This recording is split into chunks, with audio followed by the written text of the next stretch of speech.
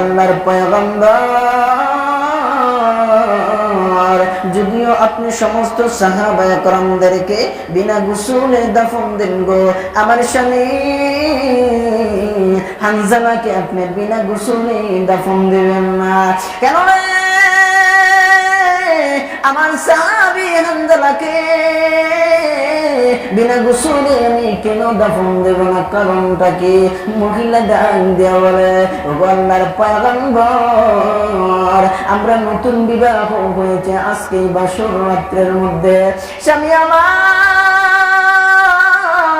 যখন ঘোষণা শুনতে পাইল নবী আপনি দুনিয়া থেকে বিদায় হয়ে গেছেন, আমার স্বামী চলে আসছে আমাকে ডেকে, আমি বলেছি ফরজ গোসল করে যান, কিন্তু স্বামী ফরজ গোসল করে নাই।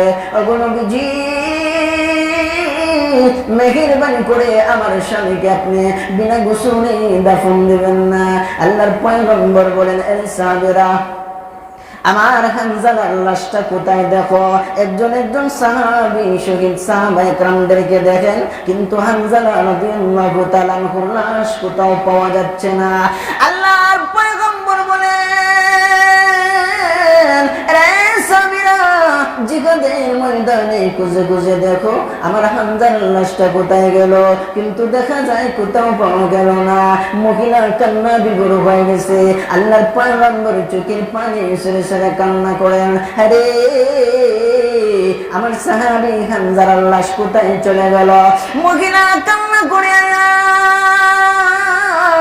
স্বামী আমার হয়তো নাপাক অবস্থায় জিহাদের ময়দানে অবস্থান করেছেন, জিহাদে অংশগ্রহণ করে শাহাদাত বরণ করেছেন, আমার মালিক আল্লাহর দরবারে হয়তো কবুল হয় নাই, হয়তো নাপাক অবস্থায় জিহাদের ময়দানে আসার কারণে আমার আল্লাহ খুশি হন নাই, অসন্তুষ্ট হইয়া বেজার হইয়া আমার স্বামীকে হয়তো এই শহীদদের সাথে শামিল না করে অন্যত্র আল্লাহ পালায়া দিয়েছেন। স্ত্রী কান্না করে, আল্লাহর পয়গম্বর কান্না করেন।